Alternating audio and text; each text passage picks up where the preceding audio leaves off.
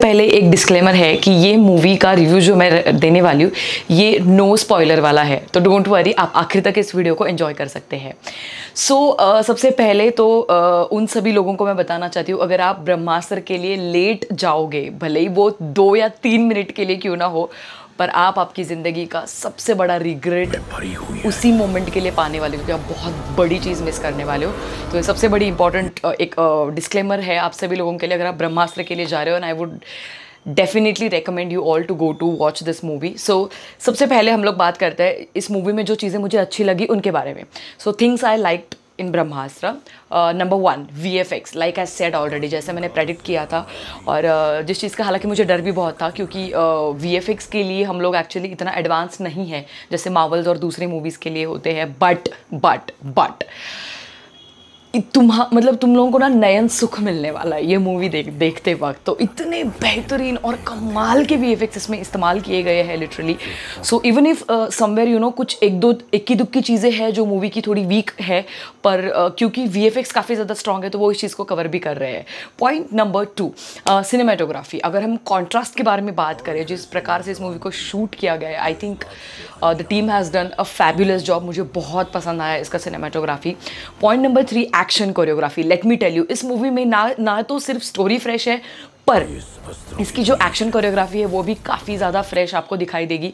जो कुछ ऐसे मूव्स है जब फाइट्स हो रही है या कुछ चीज़ें हो रही है, जो physical fights I am talking about, so I think वो इतनी बेहतरीन तरीके से और कुछ नए मूव्स आपको दिखाई देंगे स्क्रीन के ऊपर, तो वो काफ़ी बढ़िया चीज़ मुझे लगी। Point number 4, characters. Oh my god, now मैं किस से शुरुआत करूँ, मुझे ऐसा लग रहा है। सबसे पहले तो अमिताभ बच्चन, माइंड ब्लोइंग, उनका जो स्क्रीन प्रेजेंस है, जब वो सबसे पहले इंट्रोड्यूस होते हैं स्क्रीन पर, I literally had goosebumps. And theatre में, नासिक के द जोन के थिएटर में, everybody was whistling on that moment. So I really felt nice.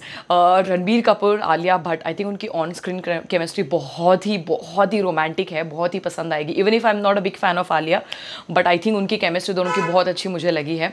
उसके बाद अगर हम लोग नागार्जुन के बारे में बात करेंगे, जो साउथ के काफ़ी बड़े सुपरस्टार रहे हैं, उनको जितना रोल दिया गया उन्होंने स्क्रीन को फाड़ दिया है literally, I am telling you. उसके बाद जो मौनी रॉय है, मैं स्पेशल मेंशन मौनी रॉय को देना चाहूँगी। तो हालांकि वो इस मूवी में विलन का रोल प्ले करी, और ये कोई स्पॉइलर नहीं क्योंकि हम लोगों ने ट्रेलर से ही वो देख लिया था, पर I think she has nailed it. मतलब जिस प्रकार से उन्होंने, मौनी रॉय ने अपना रोल प्ले किया है, आई थिंक वो अनएक्सपेक्टेड था। एंड मुझे बहुत पर्सनली, मैं शॉक थी, आप खुद भी बहुत ज़्यादा शॉक रहने वाले हो उनका परफॉर्मेंस देखने के बाद।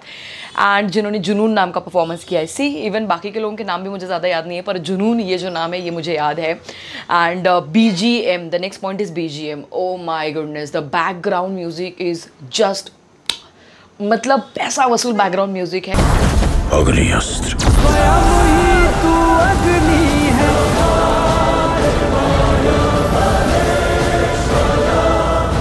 जहाँ पे फाइट्स हो रही है, जहाँ पे एक्शन सीक्वेंसेस कुछ हो रहे हैं, वहाँ पे इतना बढ़िया बैकग्राउंड म्यूजिक दिया गया है। तो आई थिंक वो एक, हमारे मराठी में अगर हम बात करें तो कोथिंबीर का काम कर रहा है बेसिकली। जब हम पोहा पे कोथिंबीर डालते हैं, वो वाला काम वो कर रहा है definitely. And last but not the list, जो डिस्क्लेमर मैंने पहले दिया कि मूवी की शुरुआत के 5 से 6 मिनट में एक ऐसे बंदे का कैमियो है जिसको कोई प्यार नहीं करता, ऐसा कोई मुझे नहीं लगता कोई रहेगा, इक्का दुक्का ही कोई रहेगा जो उस एक्टर से प्यार नहीं करता है। वो काफ़ी फेमस है, एंड मैं नाम नहीं बताऊंगी, आप लोग गेस करके कमेंट सेक्शन में मुझे बता सकते हैं। तो ये रही चीज़ें जो मुझे बहुत ज़्यादा पसंद आई। अब बात करते हैं उन चीज़ों के बारे में जिसके लिए आप सब लोग इंतज़ार कर रहे हैं। हाँ, बिल्कुल, मूवी में कौन सी ऐसी चीज़ें हैं जो मूवी को वीक बनाती है या फिर मूवी की मुझे अच्छी नहीं लगी। स्टार्टिंग विथ शॉर्ट कैमियो, जैसे मैं बार बार कह रही हूँ कि नागार्जुन और एक और जो एक्टर है जिनको इस मूवी में एक अस्त्र के तौर पर दिखाया गया है, उनका रोल इतना शॉर्ट क्यों रखा। मतलब हालांकि 3.25 घंटे की मूवी है, पर अगर मूवी और 15 मिनट भी और आप बढ़ा देते तो भी हमें चलता, पर उनका जो रोल जो भी उनको मिला उन्होंने स्क्रीन फाड़ दी, पर मुझे ऐसा लगता है कि बहुत कम रोल, बहुत कम टाइम स्क्रीन प्ले उनको मिला, पर वो एक मुझे कहीं ना कहीं पे लगा कि वो ज़्यादती हो गई। हालांकि इसके लिए शायद पार्ट 2 में उनका ज़्यादा रोल रह सकता है, क्योंकि इस मूवी के आखिर में पार्ट 2 जो है रहेगा, उनका नाम भी बताया गया है और उनकी बैक ऑफ द जो स्टोरी रही है वो हम लोग देख पाएंगे। पर मुझे ऐसे लगता है कि पार्ट 1 में भी सिर्फ इतना सा रोल है ना, तो कहीं ना कहीं पे मुझे वो लगा कि और ज़्यादा देर रहना चाहिए था। The next point is Ranbir Alia.